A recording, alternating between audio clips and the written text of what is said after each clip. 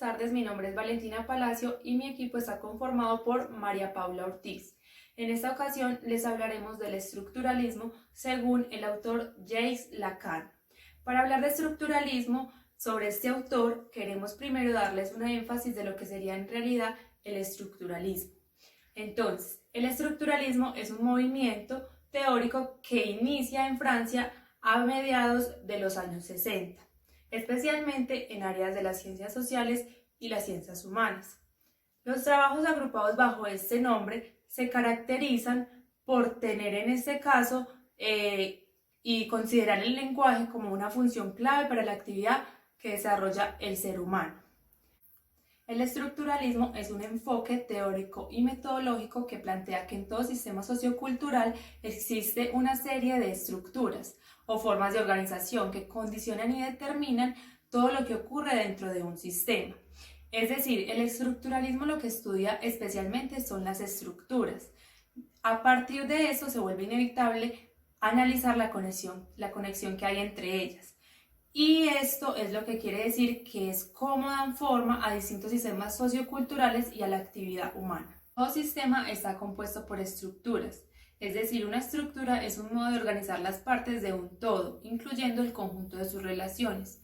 Para el estructuralismo, estos modos de organizar las estructuras son lo que producen sentido a la actividad humana, social y cultural, con lo cual sus propiedades son fundamentalmente lingüísticas.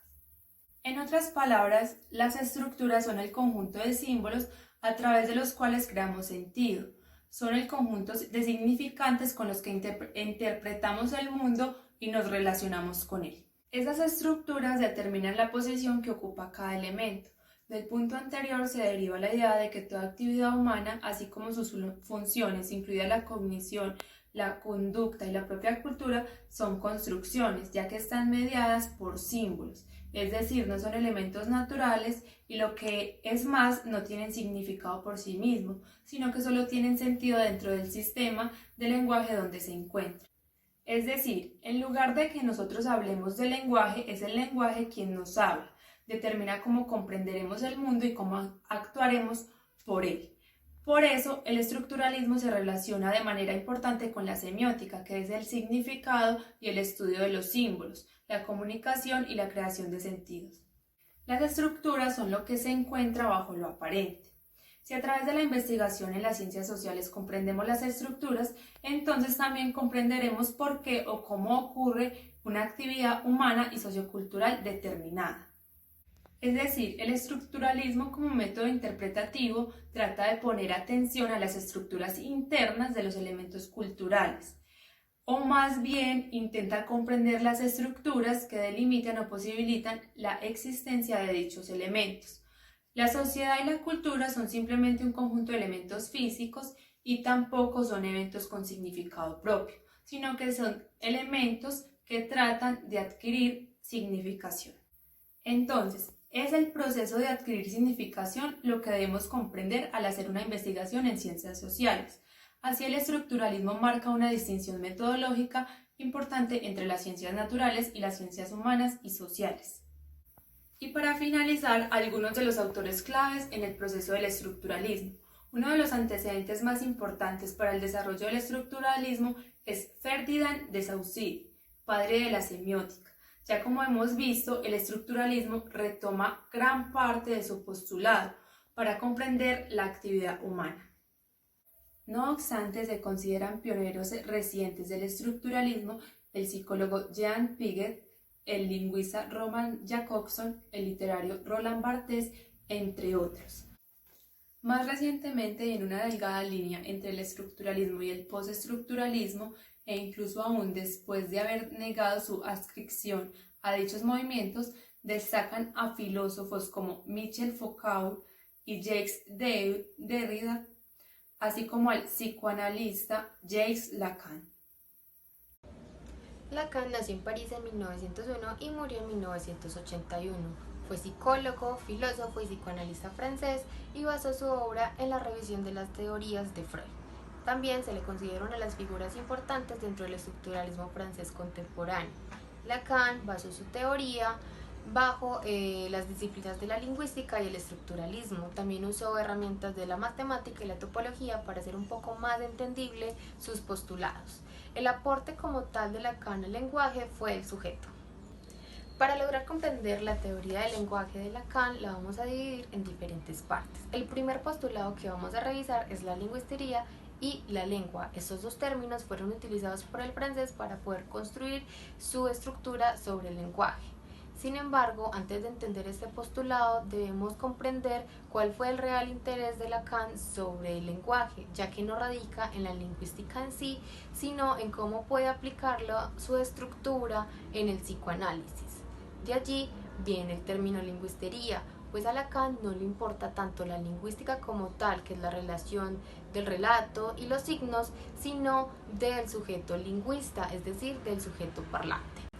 Por otro lado, la lengua en la lingüística es un tramado de signos que crean un sistema convencional en cada comunidad, es decir, cada comunidad tiene su lengua. Sin embargo, para Lacan, esto va más allá y existe algo que él denomina la lengua del otro, denominado la lengua.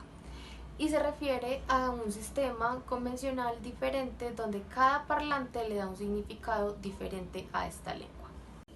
Ahora bien, para lograr entender la teoría de Lacan debemos comenzar por la comprensión de la estructura y su función en el lenguaje. Se evidencia que el interés de Lacan en la lingüística radica en la estructura del lenguaje y en sus propiedades mínimas, es decir, en la cadena. Debemos tener en cuenta que la estructura está determinada por el lenguaje. Este lenguaje tiene unas propiedades igualmente mínimas que son el significado y el significante. Para la lingüística, la lengua solamente le importa la estructura, es decir, el significado y el significante.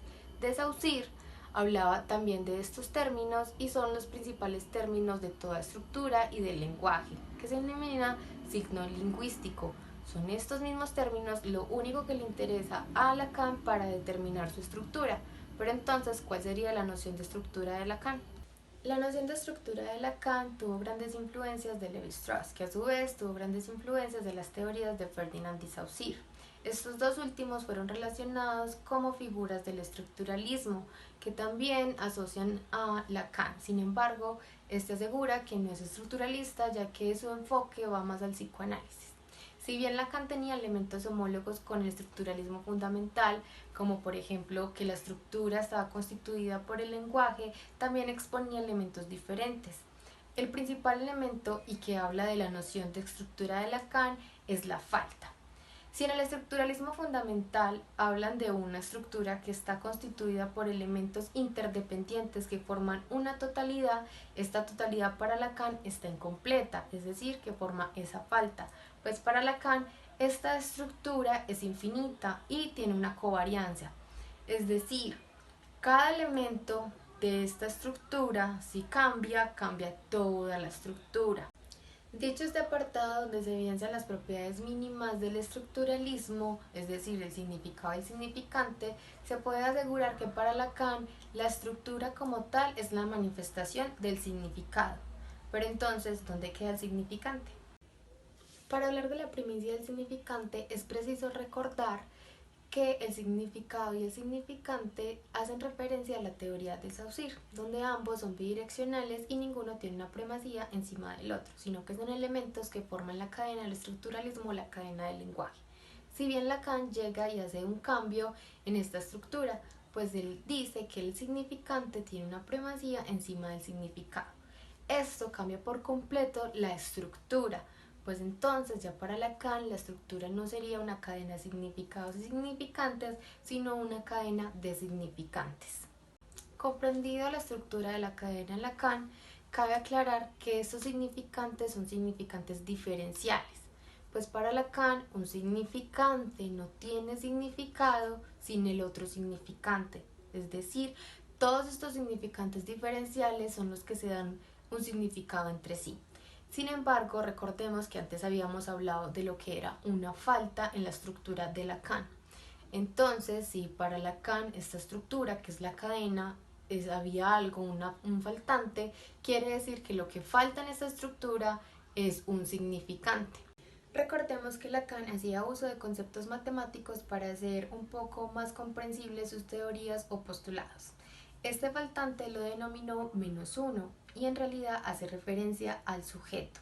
Lacan lo que hizo con el lenguaje fue agregarle el sujeto, ese fue su aporte. Pero entonces el sujeto no está dentro de la cadena, sino que es algo imaginario. Sin embargo, este imaginario es totalmente indispensable para que la cadena o la estructura como tal tenga razón de ser para Lacan. Ya entonces el significante no significa una imagen acústica como para Saussure, sino que el significante es lo que representa para el sujeto.